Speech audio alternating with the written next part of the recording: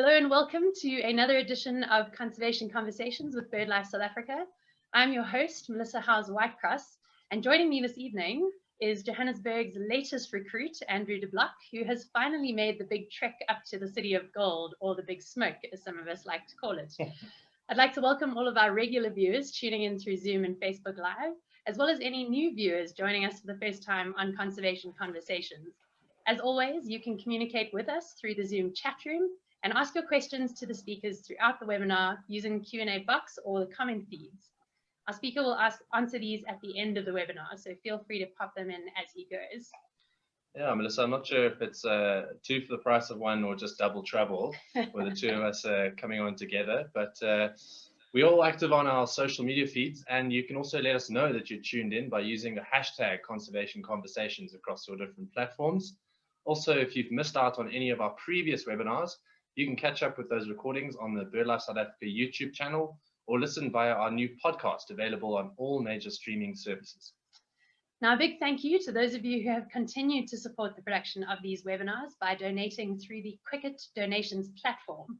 All that you have to do is scan that QR code or visit our Conservation Conversations website to find the donations link. Your contributions are continuing to help us keep these talks free for everyone to learn and enjoy. And I think we can all agree that there have been some really fascinating webinars over these past few months. And we're really grateful to the team who've helped us put them all together. Absolutely. I think these webinars have been a real highlight of 2020 in what has been a rather forgettable year for most of us. But we're all looking forward to 2021 and brighter green pastures. And with 2021 comes a new BirdLife South Africa calendar. So you can order yours today as well. To find out more, you can click on the calendars tab on the BirdLife South Africa website. Now, one lucky viewer tuning in tonight is going to walk away with the awesome Zeiss Hygiene Hamper. And I'm sure we all know in these COVID-19 times that it's great to have a whole range of cleaning and hygiene products to keep you safe and sanitized, as well as keeping all of your optics and gear nice and clean. So be sure to stay tuned in, and if you make it all the way to the end, you may just be our lucky winner tonight, walking away with that Zeiss Hamper. And a big thank you to Zeiss for coming on board as one of our prize sponsors.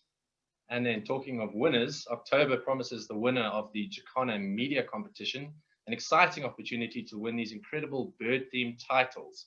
All South African-based viewers can enter via the Conservation Conversations website, and you only have 1 week left in the month left to enter and win these incredible books, so do go check that out. Absolutely, and I think we can all agree these are some really great titles, and I'd encourage everybody who hasn't entered yet to do so if you are based in South Africa. If I could enter, I would. I know, I certainly would too. Now tonight we are welcoming Richard Flack to your screens. Richard has become well known for his unique photography skills, which involve capturing beautiful images of birds and wildlife in their habitats in a way that really does tell a story about the species. Richard owns his own tech company and recently relocated from Johannesburg to the Natal Midlands with his wife Eileen and son Josh. I'm personally extremely excited for this talk, and I hope that everybody enjoys tonight's conservation conversation. Richard, I'm going to hand over to you to share your screen, please, and a big thank you for joining us on Conservation Conversations. And I'm really looking forward to what you have to say. Yeah, super. Thank you so much. Thank you for the very kind introduction. And yeah, thank you for the opportunity to present this evening. Yeah, I've been excited all day, and it really is a pleasure and a privilege to present to such a wide audience. And to all those that have joined, thank you so much. I really look forward to your feedback on the talk that follows. When Andrew and Melissa first asked me to present on creativity in bird photography and on what makes a great bird image, I thought of many ways to do that, but decided to settle on a more personal approach. So I will be taking you through my own personal journey in bird photography, and hopefully I will cover those topics along the way and share with you what I've learned and what's been an amazing journey. So just to kick things off before I dive in, I think it's, let me just get my screen working here. I think it's important to just note that we all start somewhere. And my journey started 11 years ago. I started with my wife's 400D and her 55mm lens. I was a birder at the time, and I was really looking to use photography to help me identify birds and also to just keep a record of the birds that I've seen. And I soon realized that a 55mm lens is really not what you want to use for bird photography. I think my eyes were better than many of the photographs I took. And so I soon progressed to a 100 to 400mm lens, the old one, and a 70D camera. And that really kicked off what's just been the most incredible journey for me. And it's just been such fun. And I've loved pushing myself to be more creative and push my own boundaries in photography. And so these two images here of a robin and a blue tit were taken 10 years ago on a trip to the United Kingdom. They are by far the best images I took on that particular trip. And at the time, I thought they were just amazing. I even sheepishly showed them to a professional bird, well, he was a wildlife photographer.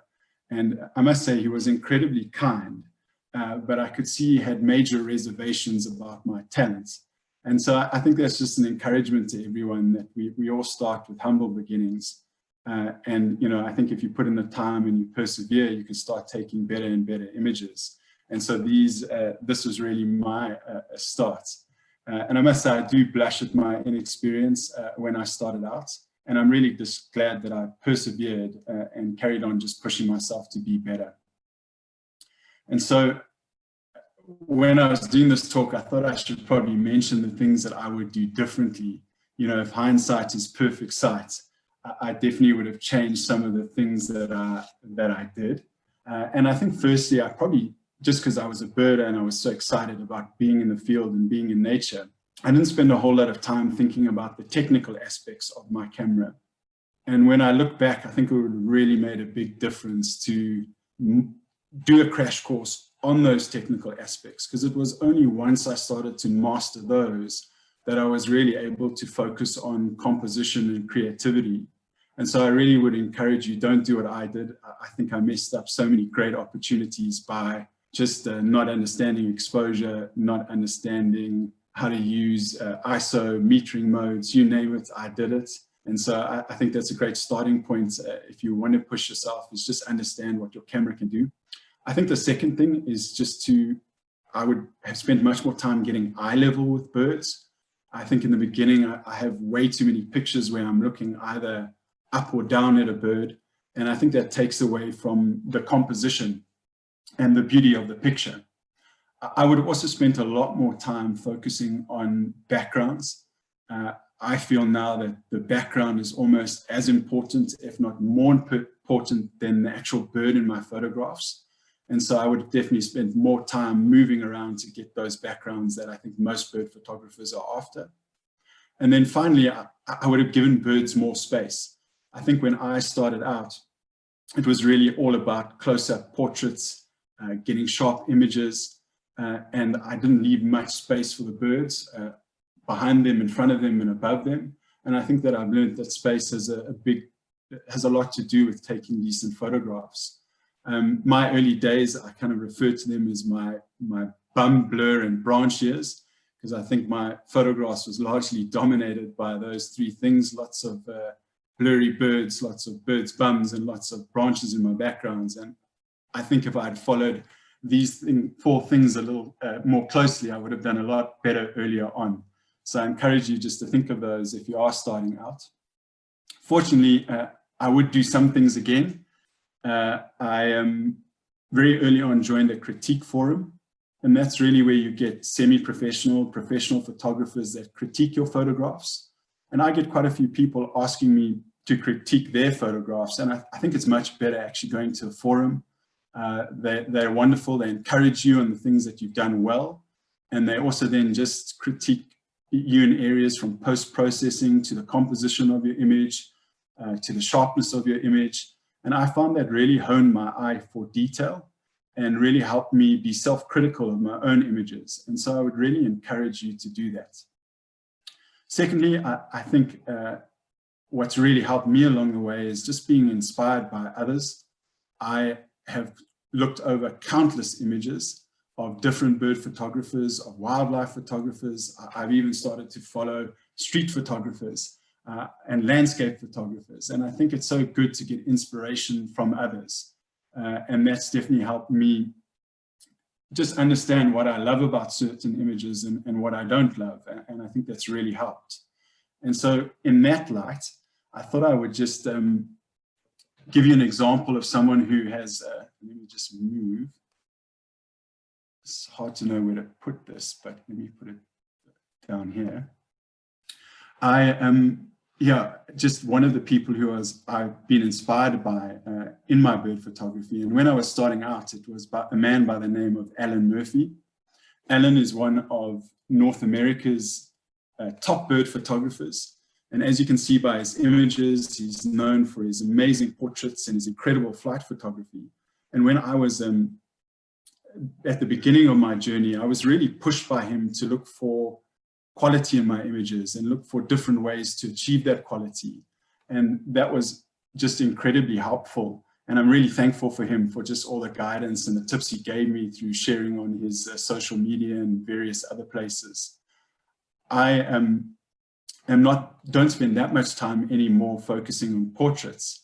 As I think you know, I love birds in the environment, but I still get a huge thrill from taking portrait shots. I think there's something that's really thrilling about getting a photograph, and close-up photograph of a beautiful bird or of a bird that's really hard to find. And so it's still something that I do. And so I thought I'd show you a few of my favorite portraits. The secretary bird was taken in Mbiti Game Reserve.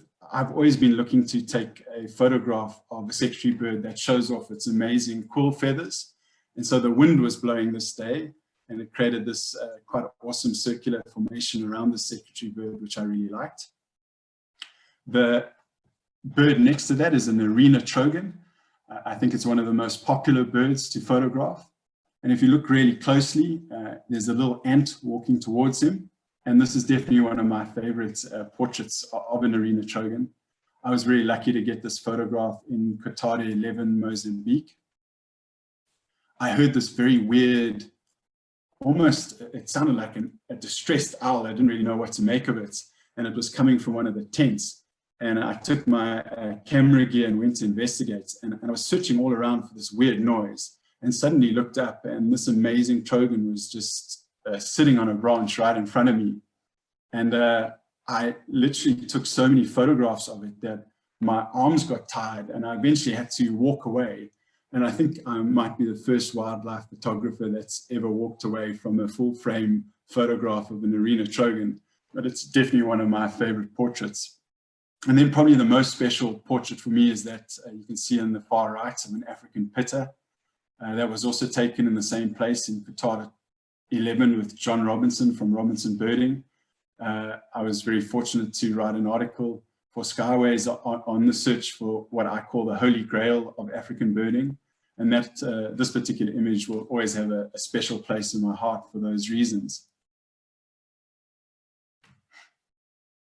And then I think this leads to one of the questions which Andrew asked me, and that is, what makes a great photograph and what makes a great bird photograph? And I think I tend to agree with a photographer and a well-known photographer by the name of Tin Man Lee. And he says that great photographs stir emotion. And that really resonates with me. I think great photographs, what you try to achieve as a wildlife photographer or a bird photographer, is images that really evoke emotion from your audience. And when I've looked at this, I think there's 4 ways that at least I feel that bird photographers stir emotion. And the first is photographs that really capture the essence of a species and almost transport you to that moment in time, that environment in which the photograph was taken. I think another way is when you take photographs of the unexpected or the unique.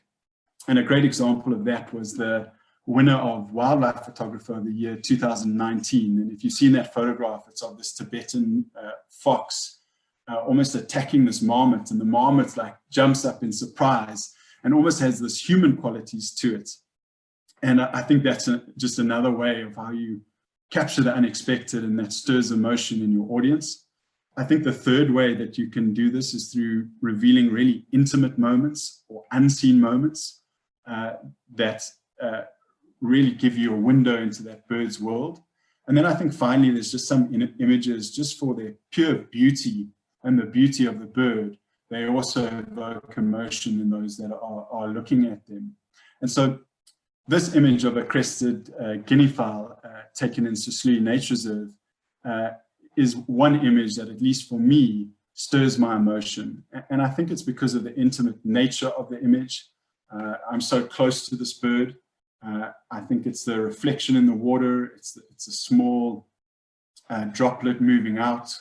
And it's also the fact that I feel this image captures this particular bird's essence, which is his incredible hairstyle and his very fine, beautiful white spots that you see on his or her body. And so this is just one example for me of an emotion, of an image that can stir emotion. And so, you know, once at least in my own journey, I started off looking to get close and get portraits. And I think once I started to take portraits that I loved, I then moved on and pushed myself to get good at taking photographs of birds in flight and I guess action photographs. And I'm not going to spend a whole lot of time tonight delving into flight photography. I did a blog or newsletter quite recently where I share my thoughts on flight photography. And it's at the link on this particular slide. You can go to www.theflax.co.za/subscribe. There's 7 of my newsletters there. If you want the one on flight photography, it's called The Land of the Airborne Giants. And please, it's completely free, so you're welcome to go across. And if you want to follow me and get my newsletters in the future, you're at the right place. You can do it right there. So I think I'll leave flight photography for another day, but all I have to say is I really needed to, when I started doing flight photography, I just got lots of blurry birds. And I think it took me to understand that you really need a very different skill set. You need different camera settings, and you need an incredible amount of patience in order to take bird and flight photographs and get images that, you know, I guess you're really proud of. And it was at this stage in at least my photographic journey where things got really exciting. I started to take portraits and flight photographs that I never dreamed were possible. And I started to, I think I'd spend a lot of time in the field. I really started to get the hang of my camera. And then I almost by accident stumbled across images that I really loved, but I wasn't sure that anyone else would. And what I refer to them now as I refer to these as habitat shots. And I think wildlife competitions or bird photographic competitions refer to these as animals in their environment or birds in their environment images. And my definition is maybe a little bit different to theirs, but I see it as birds or small in the frame bird photographs that exemplify or at least allude to the bird's natural environment and hopefully tell a story to the audience. And this particular one is of a black-winged kite taken in the Devon farmlands. And yeah, this was really a very exciting part of my journey, and it got me to start delving into art and design and really getting excited about composition and trying to learn all the aspects of composition. But I remember my first habitat shots, and I was telling this to Melissa earlier, I was terrified to show anyone the image. I thought, geez, I liked it, but what if no one else likes it? And I thought I was, you know, I guess I just didn't want my bubble to be burst. And I think it's a bit like when you see the ladies and gents auditioning on Idols, and you see the judge's reaction and you suddenly realize that you don't have the talent you thought you had. And so I was a bit nervous to have my bubble popped, but eventually I took the bold step and I showed my family and friends, and then I eventually put it on social media. And the response was just really amazing. I was so encouraged by what people were saying about it. I think those images got more attention than any of my other images. And I think it taught me an important lesson in bird photography, and I think that goes for art as well, is to really do what you love and take images that you love. And I think that's a way of becoming more creative and more of an artist, because I think if you keep on trying to please an audience or please social media, you never really push your own boundaries. You never really experiment or try and be as creative as you could be. And so I really do encourage everyone listening who does bird photography to really just focus on those images that they really love to take. And so this was my first ever habitat shot of a beautiful pearl-spotted owl taken in the Waterberg in this absolutely magnificent tree. And it brings back such incredible memories for me. It was our first expedition with Joshua, who was only a few months at the time, and we heard these beautiful owlets calling outside our little rondavel. And as Eileen, my wife, and I ventured outside, this little guy flew into the tree in front of us. And yeah, the sun was rising. It was that sort of damp, fresh feel. And this little guy was staring back at me while I took this photograph. And yeah, this was really such a turning point for me in my photographic journey. And so here are just a couple more examples of habitat shots. This is a squawko heron taken in Maryvale Bird Sanctuary. For all the Gautengers listening, definitely one of my favorite places to photograph. And I just love the mood in this image. It's a wintry day, early morning, and you can see the sort of sludge that sometimes occurs in Maryvale. The algae was abundant at that point in time. And then this is one of my most recent habitat shots. I think it was a dream come true. I've been trying to get shots of gorgeous bushshrike for ever and a day. And I think there's something to be said that persistence eventually beats resistance. And this was taken near Pietermaritzburg very recently, just a couple of weeks ago. And so, yeah, I think stumbling across habitat shots and this form of photography was really a turning point for me. And as I mentioned, I really started to then, I guess, question what I liked about certain images, what I didn't like about certain images. And I started to read really widely.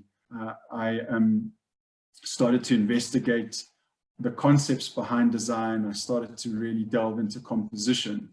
And yeah, it's just been such a fruitful journey and such an exciting journey. And so if you haven't started to really move from photography and start to investigate art, design, and composition, I really encourage you to do so. And so what I'm going to do for the rest of the webinar now is kind of hopefully share some of the things I've learned along the way. But I think before I get into composition and the areas that I am now starting to push myself in, I thought, let me just mention the three basics again and what I call the 3 E's. And it's eye level, eye contact. And I've cheated with the third one, which I've called an equally awesome background and foreground. And I think these are the basics that you want to master first, because I think most photographs that are appealing often follow these 3 basics. And so I think eye level is quite obvious. And there's a picture of myself taken by good friend Sky Hartog on Nobela Peninsula, where I've got really low down and dirty trying to photograph this rosy-throated longclaw. Eye contact is a little bit more difficult to achieve, because I think any small head movement of the bird away from the camera takes away from the image. And so you ideally want a bird that is either perfectly horizontal or slightly facing towards the camera. You can also have a bird looking straight at you, but I find that's more difficult to achieve a pleasing composition with a straight on bird. So I think, you know, depending on where you are in your journey, these would be 3 things that I'd really encourage you to focus on and try and master. And then I think you can start looking at composition. But before we get here, here's just a couple more examples of what a background and a foreground can do for photographs. This was a purple heron taken at Maryvale Bird Sanctuary again. And I think if you've been there in winter, you'll understand the beautiful rusty oranges that those reeds produce for photographs. And this particular background really complements this purple heron. And then here's another example of a complementary background of a green twin spot that was taken at Carissa Moya. I actually used a setup for this particular photograph because it was at the twin spot hide where they feed the little guys. But as you can see, I picked an area where there was a very complementary and a background that was clear of clutter. So I really encourage you to spend a lot of time focusing on your backgrounds in order to try and achieve great photographs. This kind of leads me then to composition. And composition is defined as the arrangement of all the visual components that make up a photograph. And composition is arranging them in a way that is pleasing to you as the photographer, and then hopefully to your audience. And there's a big part of composition is what's called the focal point, and really trying to get the audience to rest their eyes on your main subject or what you want them to focus on. And I think there's a number of compositional rules and techniques that you can study in your own time and really learn about. I've shown a few of these on this particular slide, from leading lines to minimalism to left to right rule to rule of odds to juxtaposition, but I'm not going to try and cover them all tonight.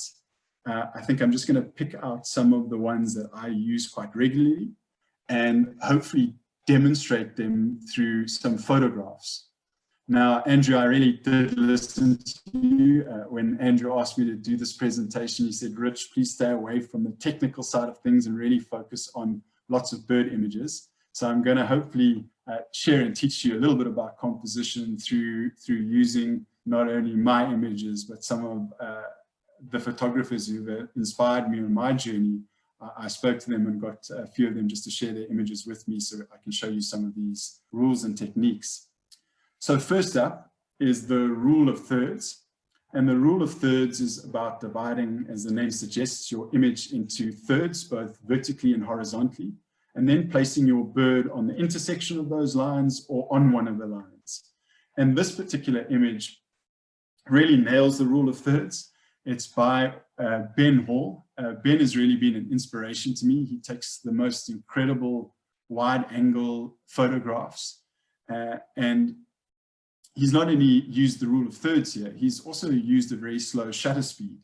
And so what he's done is, by doing that, he's blurred the water, and he's created what artists call, or photographers call, flow. And that is really I guess the illusion of three-dimension or motion over time. And I think the combination of the rule of thirds and this technique of creating flow and three-dimensional feel to his image has made just an absolutely spectacular frame. And so thank you, Ben, for allowing me to use your photograph, and thank you for all the inspiration you've given me in my own journey. The next rule or technique is framing. Some street photographers, landscape photographers will talk about frame within a frame, and that would be if you took a photograph of a bird almost in front of a whole bunch of branches. But these are two examples of framing, and it's really how I use framing. Is I look to frame a bird using reeds, using branches, using leaves. This particular image of a lesser swamp warbler was taken again at Maryvale Bird Sanctuary. It's backlit, but I used the reeds to frame this little guy. And then this is the same trogon from the portrait with the ant. This is the same bird, but I've stepped back quite a bit, and I've used the branches and the leaves to frame the bird. And I think that does give you, it allows you to draw the audience in and create this feel of three dimensions to your image. And I think it's a very powerful technique, and one that I use a lot. This is an example of symmetry. So this is an angry looking bath-throated apellus. And what I've used here to create or at least to me is a pleasing composition, is I've used the two horizontal diagonal branches to create two equally sized triangles on either side, and that creates a feeling of symmetry.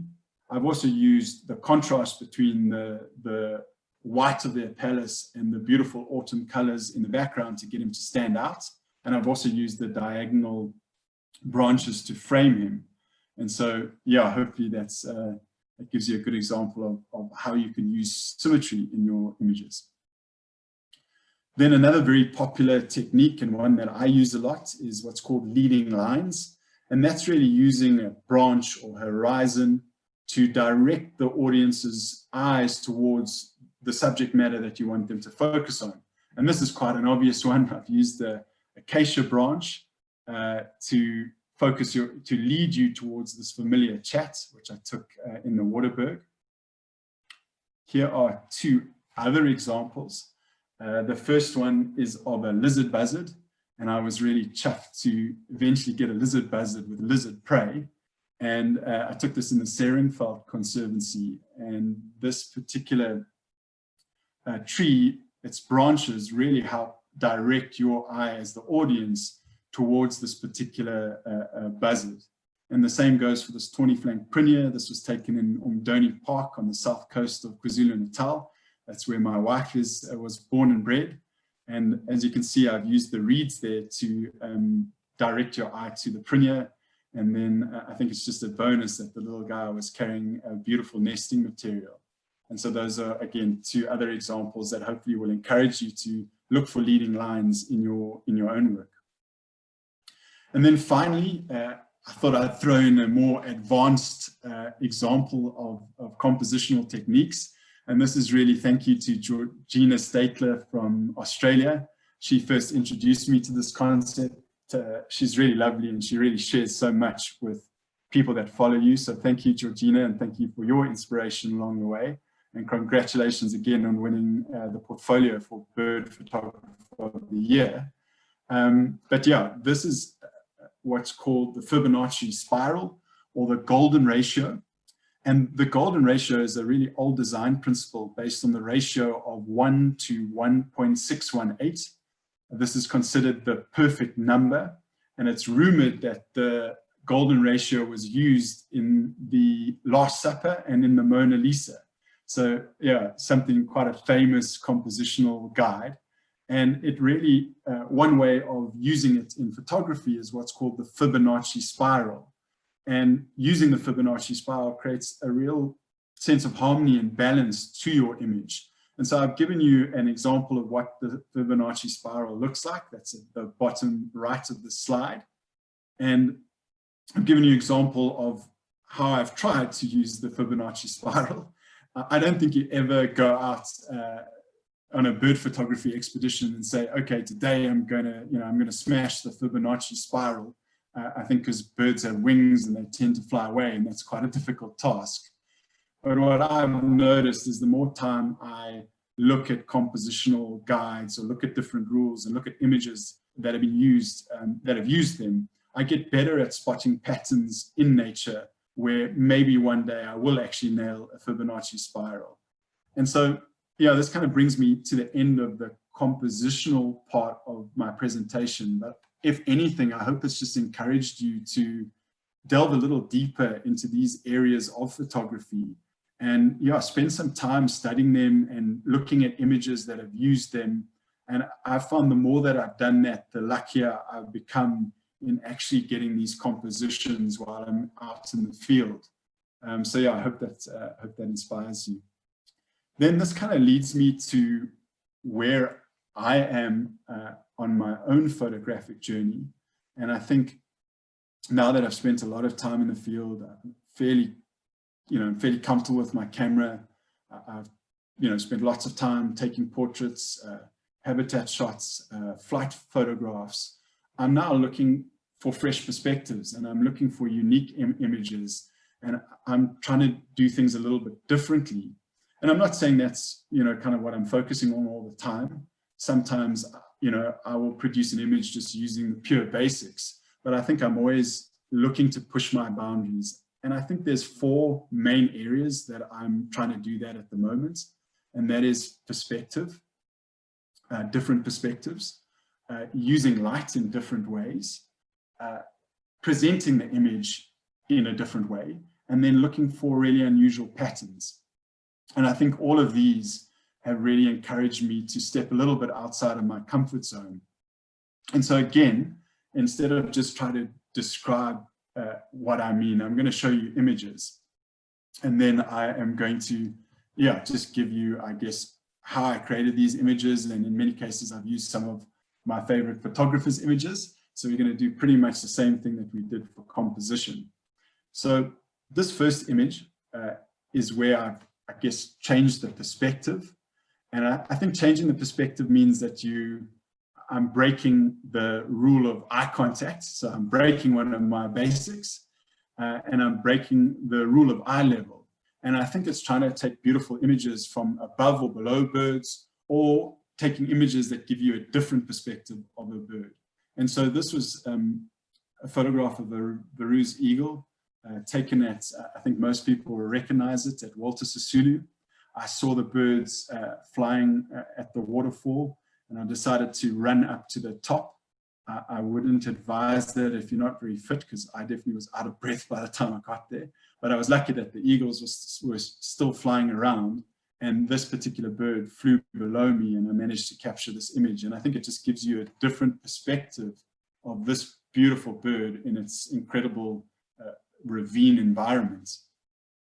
And I've also seen amazing photographs of photographers who have taken birds looking up into trees, some amazing photographs of owls and big birds in these just beautifully picturesque trees. So that's something that you can try in your own work. And then this is another example of perspective. In this case, I've used the grasses of Maryvale Bird Sanctuary just to show you how small a spotted crake is. I spent many hours on my tummy waiting for this little bird to pop its head out. And I've created a wider perspective so you can just see how small this bird is compared to the foliage around it. And I guess that's just another example of what I look for to give a different perspective on a bird in my bird photography. Then obviously light is just an incredible place where you can play as a photographer. And I think there's many things you can do here. This is just one example of using backlight. For this particular image, I was really looking to get across the feelings and emotion that I have when I'm, early winter's morning in the bushveld, when the sun's just rising, you've got your coffee in hand, and there's just that feeling you get. And so I used a backlighting on this violet-eared waxbill, and I guess the acacia branches to create the mood that I was trying to portray in this image. And at least for me, this takes me back to that early morning in Denneking Nature Reserve. Just loving the time in the bush. Then I think another way of using light is obviously, very early in the morning as the sun is coming up, or very late in the afternoon as the sun's going down. It creates these incredible pink and orange and red hues in place of the normal blue sky. And I think there's so much you can do and experiment with when it comes to the early mornings and the late afternoons. And this is just one example. I've spent a lot of time in Devon farmlands. I love it. It's such a tranquil place, and I just love watching the sunrise. So it's not always, you don't always get photographic opportunities, but I just love the peace of it. And in winter, after the first burns, you get a lot of these capped wheat ears. And this image really just captures that scene for me, that Devon farmland scene. And, I can almost hear the Orange River Franklin in the background calling, and the blue corehorn, telling everyone it's time to wake up. So those are just two examples of how you could possibly use light to stretch yourself and push yourself from a photographic perspective. Then the next is, and sorry, I'm just going to move because I want to show William's website. William Steele is another photographer that I find really inspiring. He constantly pushes himself to think out the box. And I think he's got an amazing knack of just taking fabulous images of what are normally ordinary birds, but really just showing them in such a unique and creative way. And so this is his image, which is an example I've used to show what an abstract image looks like and how you can experiment with that. And this is of a cormorant taken using backlighting. And it's reflecting off seaweed in the background that's creating these really interesting circular blobs that have got lines through them. And when I asked William, I said, William, how did you achieve this image? And he said, Rich, I can't really tell you. I know it was backlight, and I know the light was reflecting off the seaweed, but I haven't been able to repeat it. And I think that's what makes art and photography awesome, is just some things can't be repeated. And I love this image of Williams, and it really shows you a great example of how to push yourself from an abstract perspective. In this regard, you can also use slow shutter speeds to create motion blur, and you can also use movements, circular movements of your camera and different movements of your camera to create your more ethereal images. Ben Hall's example that I used for thirds is one example of that. And I see that my connection is unstable, but I hope you guys can still hear me. Melissa, please send me a quick SMS if I'm just checking I've got any messages from you. No, I don't, so it's obviously still good. But yeah, I think when it comes to abstract images, they're not really something I spend a lot of time striving for. I think it's just, you know, what I said, you kind of tend to do what you love. And so I tend to focus on other photographs, but I think that's what's wonderful about photography is you get to make your own mark and you get to really focus on the things that you enjoy and love. And so this is another example of really how to present your images in a different way. And again, I've used an image of Williams. Just again shows his knack of taking an ordinary bird like a prunier and showing it in such a different way. And I think this is a cracking example of a black and white conversion. So one of the things you can play with from a presentation point of view is obviously moving from color to black and white. As you can see from this photograph, it creates incredible contrast. And so, you know, Williams used black and white to create that contrast, but he's also used the rule of thirds. He's also used symmetry. And I think he's also captured a unique moment in our human history, which was the month of lockdown. And so this photograph of this prunier was taken during that time. And I just think it's a remarkable image and hopefully inspires you as much as it has me. And so another example, and this time again, I showed you another photographs of Ben's, and I really encourage you to go to his website. But this is an example of a wide angle bird photograph. It would be really exactly what photographic competitions mean when they talk about birds in their environment. This is exactly what they're talking about. And I know from chatting to Ben, this was probably taken with his 14 to 35 millimeter f2.8 Canon lens. And sure, it shows off this bird's environment in such an incredible way. So it would have been taken with quite a high f-stop just to give you all the details in the background. And I think it just gives you such an amazing window into this red grasses world, and has definitely encouraged me to try my luck with wide angle lenses, although it's not for the faint hearted, as not many birds are as accommodating as this red grass. So give you another example of what I look to do if I'm looking to push my boundaries, and that's presenting your image from a high key perspective. I don't find many images work well in high key, but I do look out for them. And this is one of my favorites. It's of a red-collared widow bird. It was taken in one of my favorite local game reserves when I was staying in Johannesburg, and that's Ritvlei Nature Reserve. And yeah, I think high key is just another way of presenting your images that get them to pop and get them to stand out from the crowd. And so that's another technique that I think you could really look to use in your own photography. And so that really brings me to the end of my presentation. I think though, before I hand you to Andrew and Melissa for any questions, I just want to leave you with a thought, and that's not to forget why you started photography in the first place. And for me, I started because it was my way of connecting with God. It's really a tonic for my soul. I did it because I just completely love birds. I'm totally fascinated by them. I love watching them. I did it for the memories and to make a difference. I think photography can really be such an aid to conservation and creating conversations around looking after birds and looking after environments. And also started photography and got into it because I love sharing my adventures with my family and my friends. And so I hope, and I hope this for you as well, that when you get to the end and I get to the end of my bird photography journey, that these things will be the real things that have inspired me to be creative and really been the source of my creativity. And so, yeah, I'll leave you on that note, and I think over to Andrew and Melissa for any questions. Yeah, thank you so much for that awesome presentation, Rich. I think sometimes we as birders get caught up in taking ID type photos, or those that show the features of a bird, and we'd be at home in a field guide rather than a coffee table book.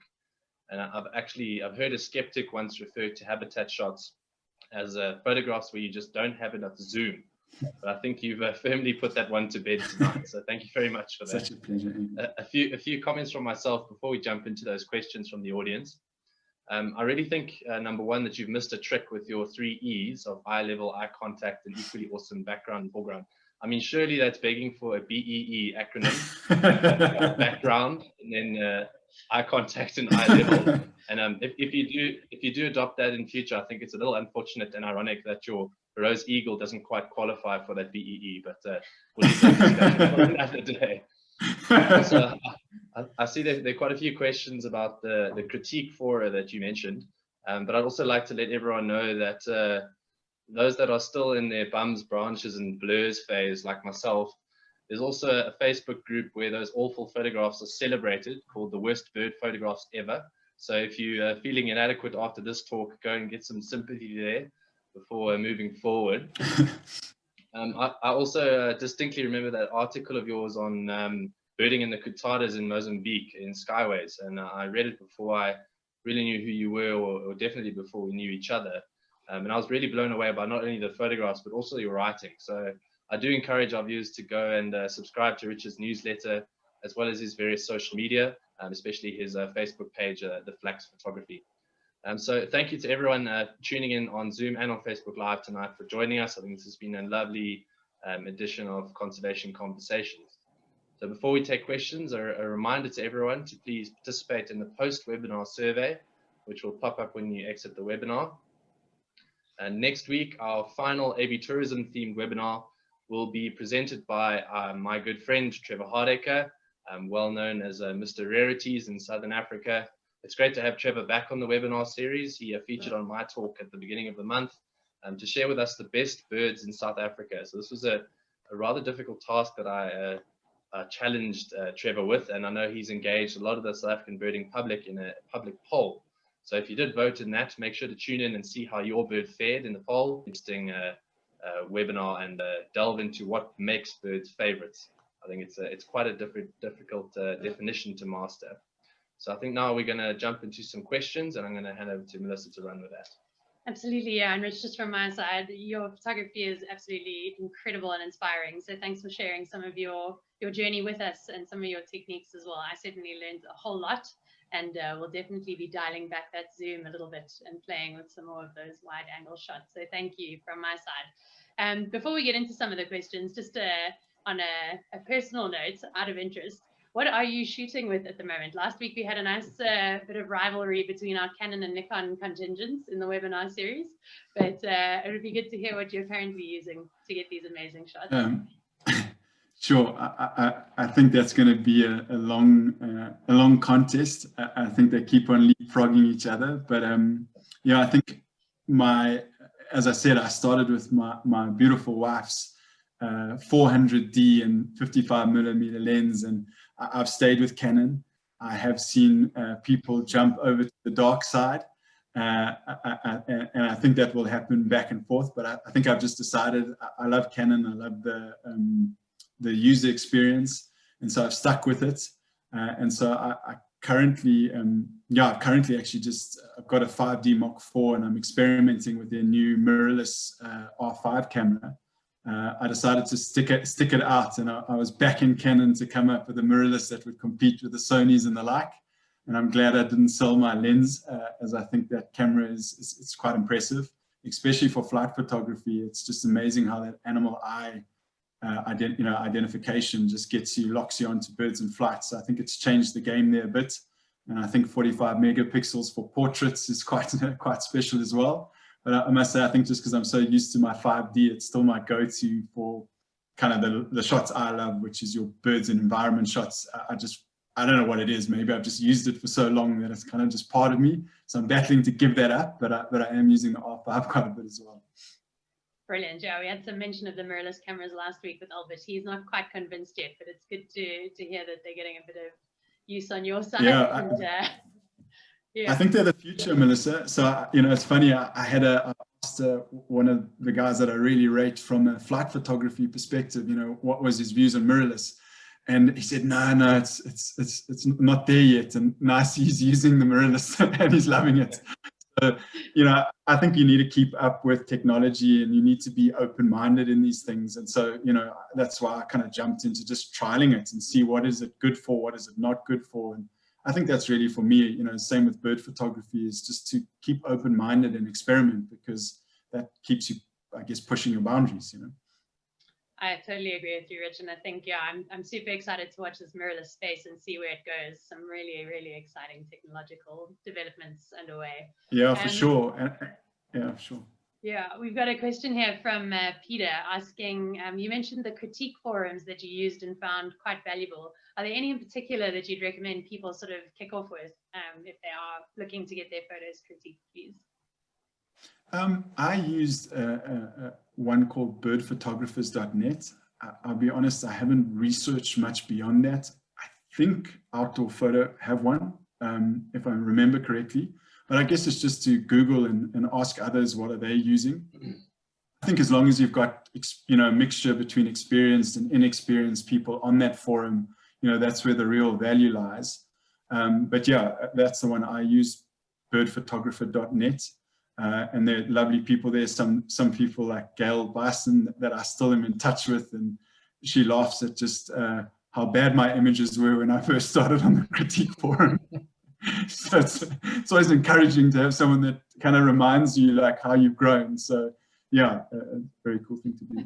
Yeah, that's a great point. And I also think there's an element of you know, beauty is also in the eye of the beholder, but also I find with some of my own photographs, because of the memories and the experience I had that was attached to that photograph, sometimes it means a lot more to me, and sometimes it feels a bit like a deep cut to have people critique a photograph that you really feel quite strongly about. No, not for the faint-hearted, Andrew, but I think that's, you know, if you want to improve, you know, I've always said in business, you know, if you want to grow, you've got to be open to some honest feedback, and it can't be all good. And so I think that's exactly the same with photography. So I kind of, yeah, I mean, it wasn't great. I got some pretty harsh feedback along the way. I had to kind of give you 3 positives for every 3 negatives. So at least some encouragement. Yeah. Okay. Another question for you from Michelle Barnard. She wants to know about your post-production process. Do you use a lot of it to enhance your photographs? What software are you using? Things like that. Yeah, sure. I actually, one of my newsletters, just trying to think of the name, but it was one of the recent ones. I wrote my what I feel about post-processing. You know, I think it's quite a hot topic of debate recently with artificial intelligence, like Topaz AI. You know, everyone's kind of going back to the old images and recreating them because it kind of gets rid of all the noise and it kind of makes blurred images sharp, you know. And I guess I've strayed on the side of just being authentic. So, you know, if I was deleting all the noise and there was a lot of noise there, I'd kind of want to tell people because it just doesn't feel right not to. So yeah, I kind of very open with it in this newsletter. I kind of show you my before and afters, and to be honest, anyone can ask me about any of my images and I can happily show them the before and after. And so I use very basic post-processing. I use Photoshop largely because my wife's a web designer and that's what she showed me I should use. And I do very basic stuff, curve, saturation, you know, but within its limits, because I think you want to show an authentic representation of the bird in front of you. And so I kind of, and this might be a little bit tongue-in-cheek, but I think if you spend much time post-processing a bird image, it might not be a great image to start with. And that's kind of how I look at it. You know, I want to spend more time in the field creating images than I do behind a computer screen post-processing them. But I think you do need to know the basics, and I think it does help, you know, just to be able to know the few things that you need to do to present an image well. Definitely helps, but, you know, I don't get into all the details around layering and, you know, using AI and all of that kind of stuff. I just just not I guess, where I want to go with my photography. I find that for me, post-processing is more to tweak an image than rescue one. I think it really pays to know ahead of time what you're trying to achieve. And so with something simple like the rule of thirds, if you don't leave enough open space, or if you don't think about how that bird's fitting into your photograph and how you're composing it, and the same goes for backgrounds and a few other elements you mentioned, then it's not going to help to post-process that bird. That shot won't be in that file that you've saved. So yeah, good points. Yeah, 100%. I think there's a little bit of difference, when you're talking about different ways of presenting. So, if you're doing black and white, it's obvious you're using post-processing to create a different presentation. So I'm not talking about that or high key, but I'm just talking about images that you're trying to show that this is an authentic representation of what I photographed. Yeah, I kind of tend to encourage people to stay on the side of less is more. But we're all different, and I totally respect what everyone else wants to do. It's completely up to them. It's just your preference, I guess.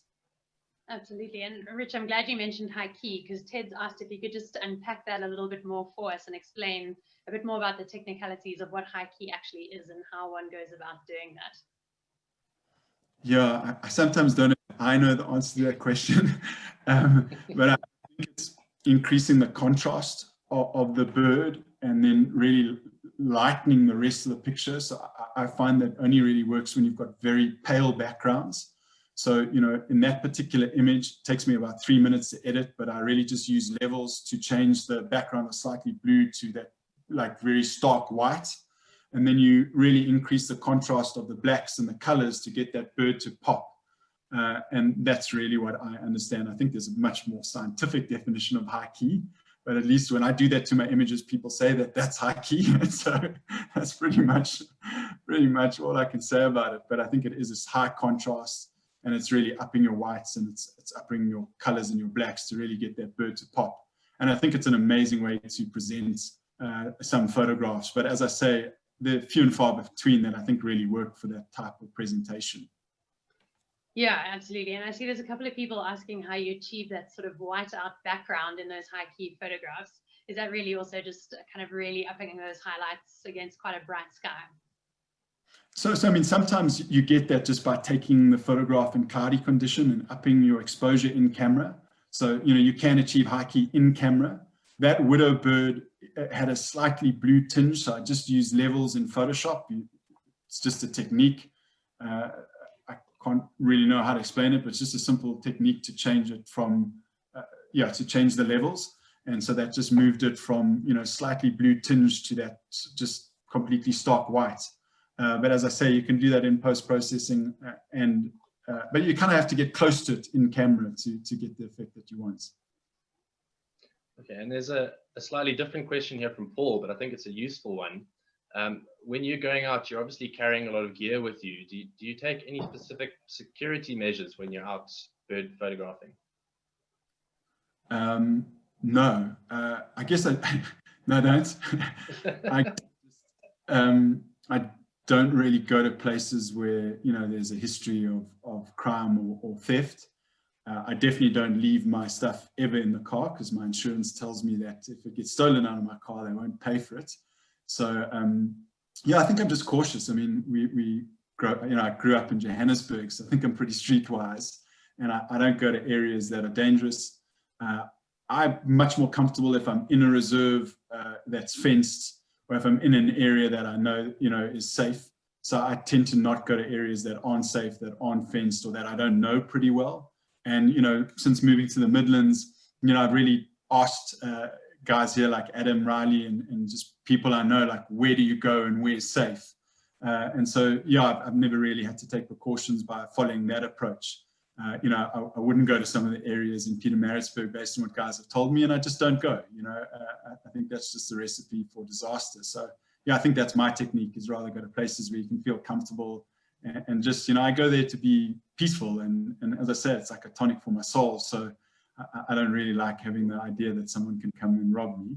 But that said, I found places in Gauteng like Zakhele Drift and Goma Goma. I felt incredibly safe there, and I've never had problems. And I've been going there for 10 years. So I just guess it's just sizing up where you're birding and whether it's a safe place to go in the first place.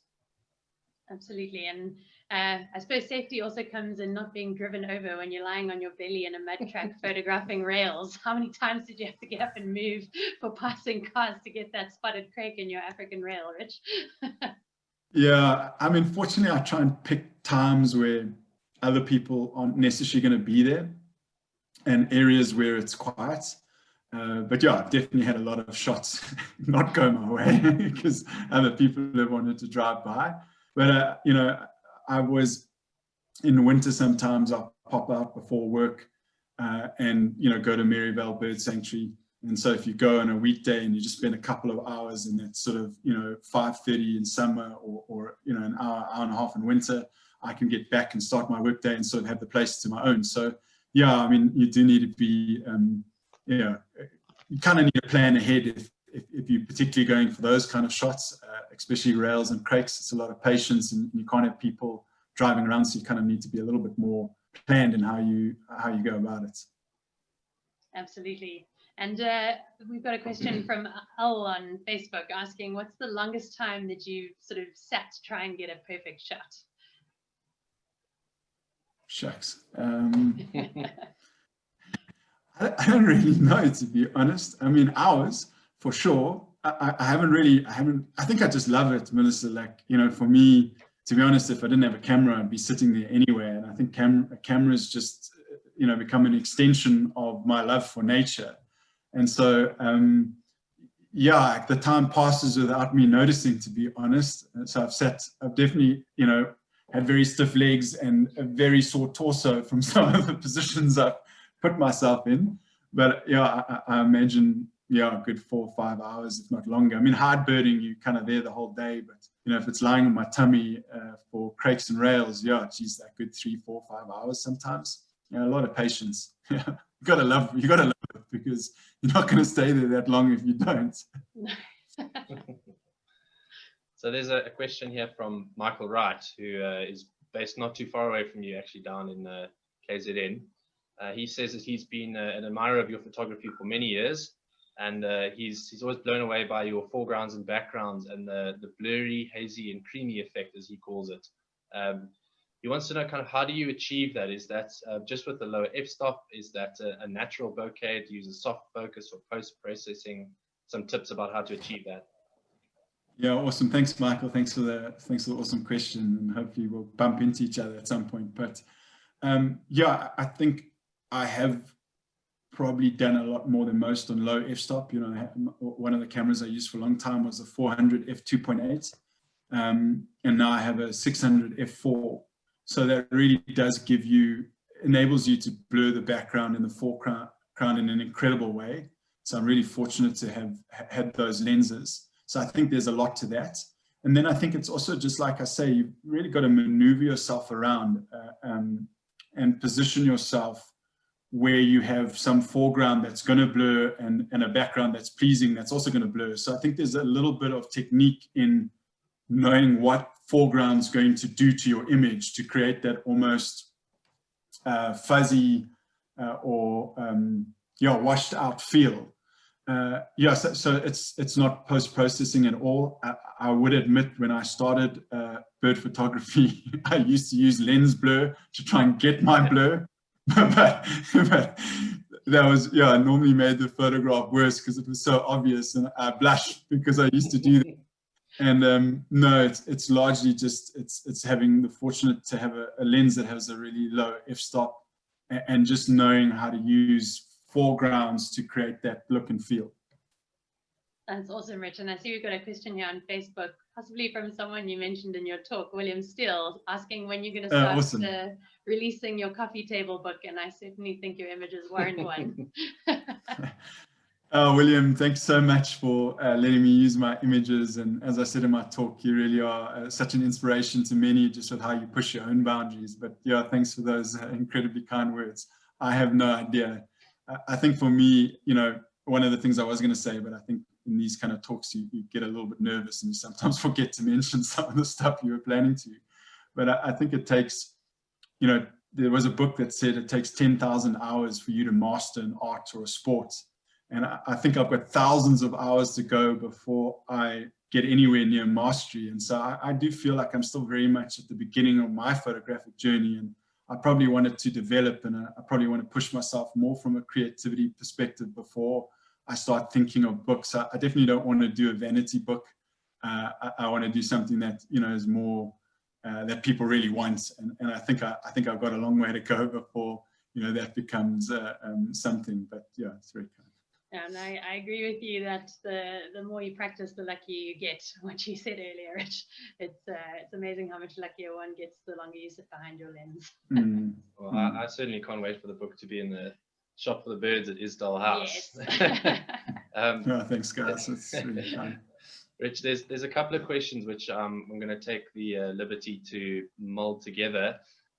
There's people want to know about the art and creative side of the photographs, whether or not you kind of studied this in any formal way, and also how they can find out more about the creative side on any web forums or any other instructional platforms. So largely self-taught, Andrew, just through Google and reading widely. So, you know, I Googled street photography and composition, and you Google, you know, compositional rules and techniques, and out pop, you know, some incredible photographers, and they sometimes landscape photographers. And so, yeah, I think also just studying other wildlife photographers, bird photographers, and trying to understand, or reaching out to them and understand how they do what they do, or reading their blogs or reading their newsletters. You know, that's pretty much how I've studied art and design. So I haven't done it formally. And I think I think William would actually be a great guy to tell you how to study it formally and where to study it formally. I didn't think I had a creative bone in my body. So like stumbling into photography was quite an eye-opener for me, and I think that's why I was so scared to show my first habitat shot, you know, because I was always, you know, I've got no rhythm, I'm not very musical, so when I actually thought that I could be creative, it was a little bit hard for me to imagine. But yeah, very much just self-taught. I think it's just an interest in understanding, you know, what makes a great photograph, and you know, I've just dived in there and just learned about composition. And I think there's so much on the internet these days. Some's good, some's bad, but you know, you kind of watch blogs and you just read up about it, and then you start trying it in the field. And that's always been I think the most fun way that I learn. But I guess there must be formal courses out there that offer it and can take you. I mean, maybe that's something that someone can do in time, is kind of like teach, you know, do a classroom chat on creativity and then take people into the field. But I don't particularly know who's doing that at the moment. I guess that's something I can find out and see if I can put it in one of my next newsletters. But you know, other than researching yourself, I'm not 100% sure of what courses are available. Yeah, absolutely. And I think, as you say, Richard, it's so important to do that personal time and that personal investment to really get on top of it. You can read all the blogs and all the info and watch the webinars, but until you're sitting in the field with your camera doing your thing, that learning curve just isn't there. Yeah, it really takes that practical time and those hours behind your camera, really mastering what you're trying to achieve. And yeah, I think it's that combination. Yeah, absolutely. And we've got a question here from Colin asking if you had to list your sort of top do's and don'ts for post-processing, what would some of the absolute key things people should be looking to incorporate into their post-processing? Don't use lens blur. Yeah, number one. Yeah, I mean, it's a difficult one, you know, because I think art is subjective, right? And so who am I to say, you know, what's good post-processing or bad post-processing? I guess it depends what you're trying to achieve. So for me, you know, if I look at it through my eyes and I go, really, I want to ensure my image is authentic. And if someone asked me for the raw image, unprocessed image, would I be proud to show them, you know, or would it, you know, would I have completely changed the scene? And so, yeah, I mean, that gives some guidance there, is that, you know, yes, brighten your image, use the basics, use curve, use, you know, brighten them. Definitely, I find, you know, you can increase the saturation, because sometimes what you see is brighter and more beautiful than what the camera captures. There's levels, you know, to just change the golden light to a more blue light, subtly, you know, to get what you think you saw. But I think for me, it's just subtlety, right? Those are the main ones I use, and then I do one round of sharpening for web. I think anything that you do too much, probably people can see in the image. I get criticized by people on the web saying, you've oversaturated your image. I wish they could see the raw file, and sometimes I feel like just to show them.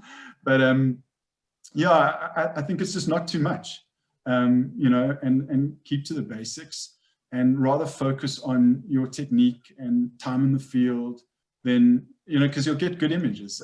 I'm a case in point. Look at my robin and my blue tit, I think, just time and effort will get you great images, and then you just need a little bit of post-processing. And, I think equipment does make a difference. I can hear people saying, yeah, but you've got a 600 f4 lens. Yes, it absolutely makes a difference. But I also see photographers that have very basic equipment and have had it for a long time and are producing the same results just through perseverance and incredible tenacity. So that would be my encouragement, is to just spend more time and persevere. Thanks. There's a comment here from Michael Pierce saying that he missed the start of the presentation. Just to remind everyone that these are posted on YouTube on our BirdLife South Africa channel. So you will be able to catch that in a couple of days' time once it's been uploaded. There's also a question here from Johan Fischer, which I quite like, because I'm not sure if it's facetious or just born out of frustration. I definitely know how he feels, but he wants to know, how do you get your birds to sit still for a photograph? So I think it's a little bit of a facetious question, but maybe you want to talk about perches and planning your shot and things like that. Yeah, so I do a lot, majority of my stuff in the field using fieldcraft, and I have thousands of images I take every morning, and thousands of thousands that I take before I get a bird to sit still in a composition works. So, I look at my 10 years, 11 years of photography, and I've got 50 habitat shots that I love and that I'm proud to kind of add to my portfolio. And so that, I think, gives you a sense of, if you're using fieldcraft and you're in the field, they don't sit still. And I don't know how to change that, I try to be as stealthy as humanly possible, but the little guys still fly. So, it's patience, man. And I think there are, so I love doing that. I think, because it's so natural, and you kind of take a bird in its real environment, you're not drawing it to you. But I think, if you are getting frustrated with fieldcraft and trying to get shots in field, there are techniques. I think I did one in my newsletter, what's called setup or perch photography.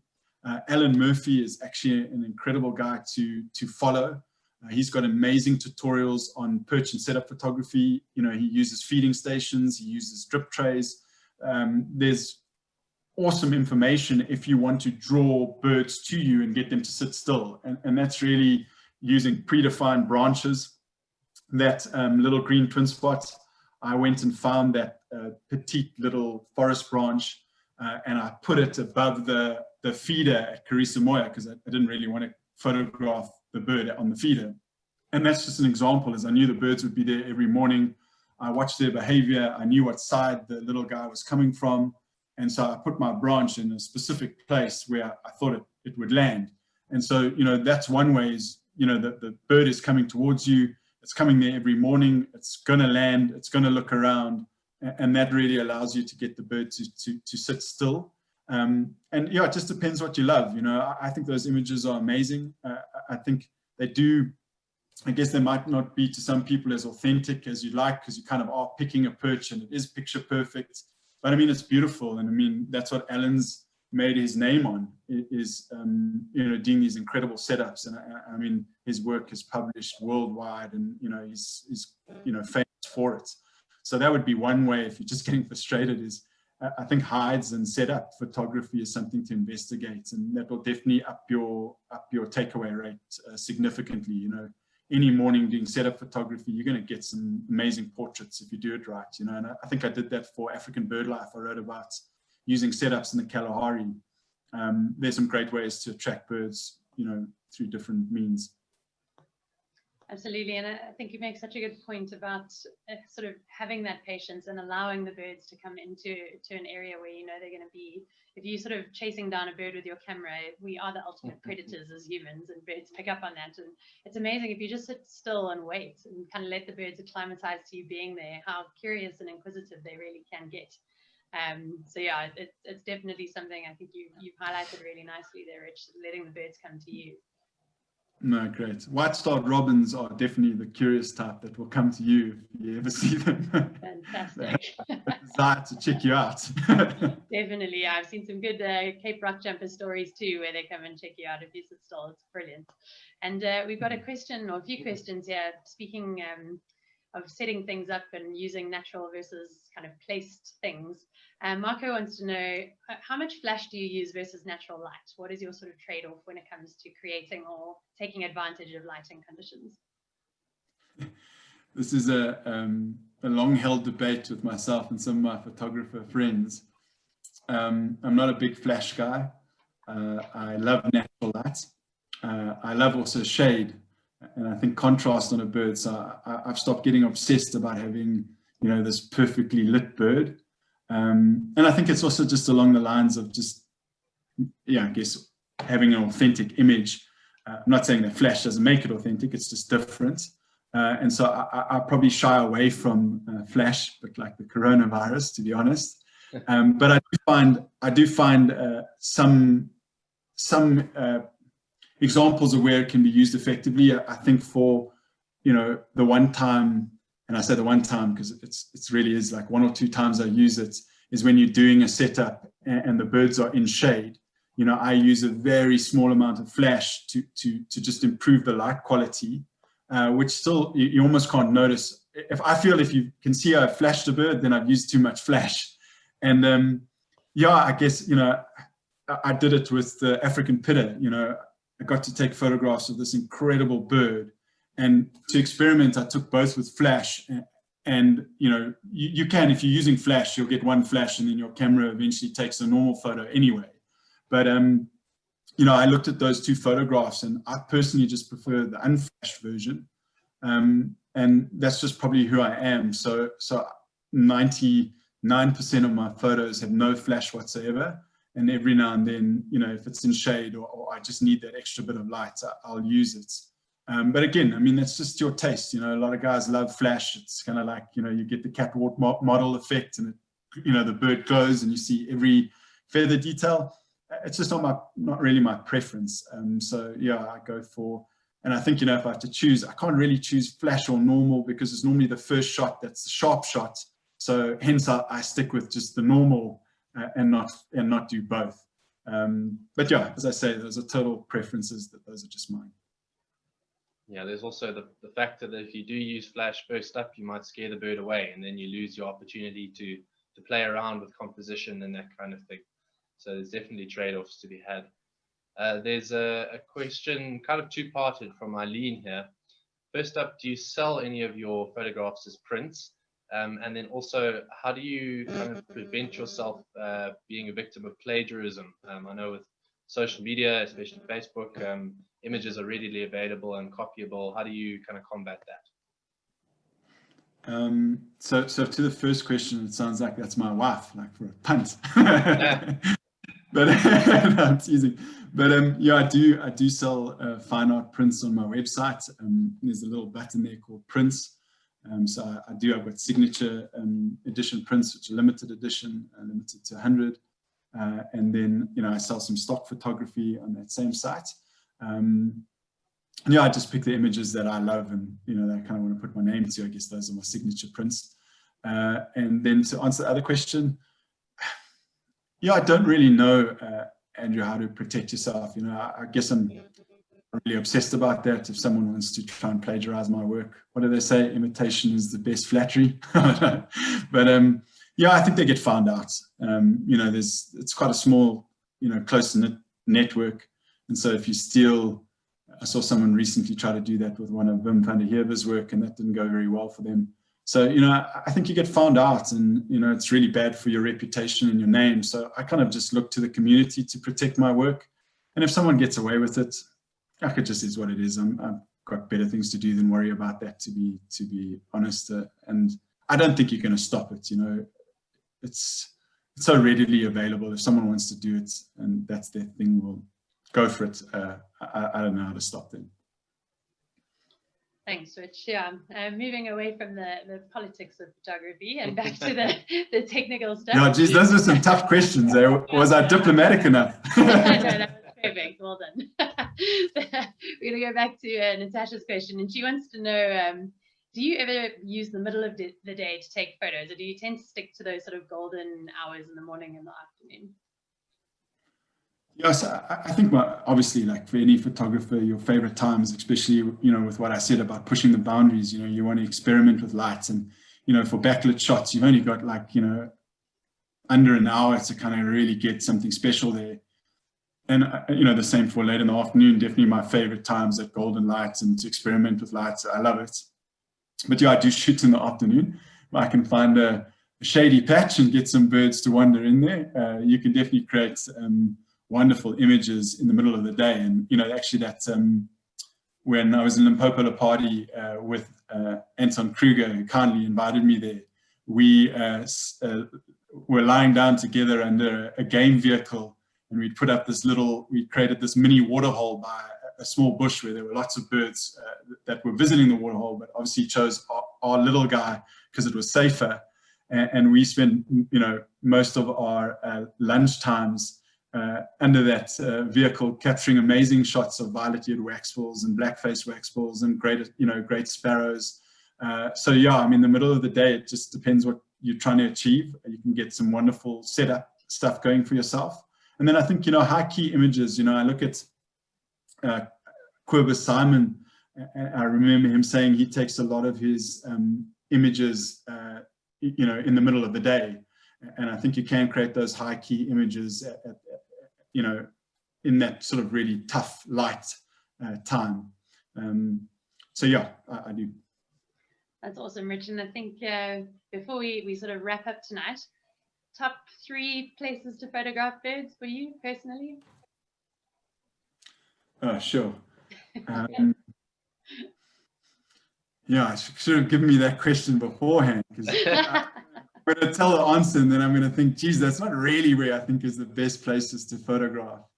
I think, you know, a place close to home. So let me an easier one, because I think there's so many places, geez, in Africa that are just unbelievable, you know, scenic.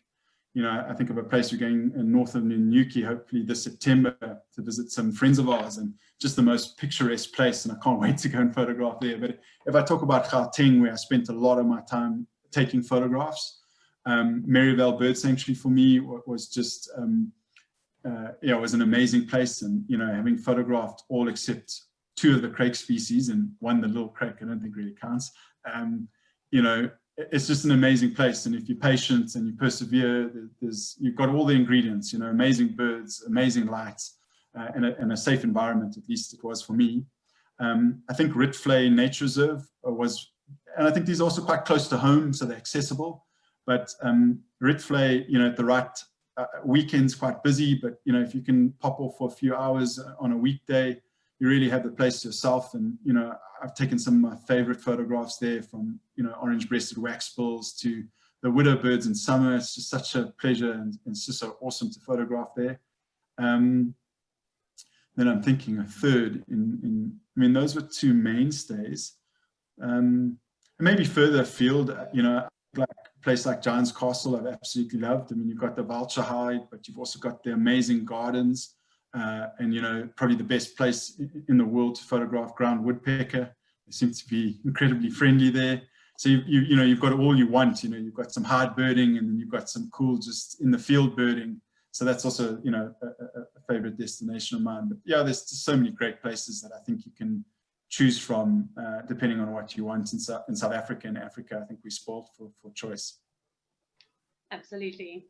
Andrew, I don't know if you have any parting shots for Rich before we say goodnight. No, just to say thank you very much. I think a lot of us will go away from this webinar looking down the lens with a different eye, and thinking a lot more about our photographs, and maybe branching out a bit from just trying to fill the frame with the bird. I think there's a lot to be said for being more creative, applying an artistic eye to to our photographs. And from our side as a conservation organization, those photographs can tell amazing stories and turn people onto birds in nature. So really do get out there, practice, trial and error, work out what works for you, what doesn't, what you enjoy, and also, as Rich said, get others' opinions on that as well, so that you can improve. And from me, just thank you so much, Rich, for spending the time going through that tonight. You shared some amazing photographs, and I think we all really, really enjoyed it. I think just to remind everyone again that this will be on our YouTube channel, posted in the next couple of days, so you can rewatch it and enjoy these photographs all over again, or send it on to your friends that you think they've missed out tonight. Also, join us again next week. We have our last webinar in the AV Tourism series on conservation conversations. Thanks, Melissa, for allowing me the month and the freedom to invite different speakers. Again, we have Trevor Hardaker, and I'm sure it's going to be a very popular webinar on South Africa's best birds. Awesome. Yeah, and Rich, from my side, thank you so much. That was absolutely fantastic. Beautiful images, great ideas, and I hope everybody walks away from this, as Andrew said, looking down their camera lenses just that little bit differently. We've really, really enjoyed having you on the webinar series, and just wishing everybody a good night. Stay safe, and keep your eyes on the skies and keep enjoying those birds. Rich, I don't know if you'd like to say anything before we let you go. No, just a massive thank you to give me the opportunity to share my heart on a subject that really meaningful to me. And I think my desire was just to encourage others, and I really hope I did that tonight. So thank you. For sure. Thanks so much, Rich. Good night, everybody. Stay safe, and we'll see you at the same time, same place next week. Cheers all. Good evening. Awesome. Bye, guys. Bye.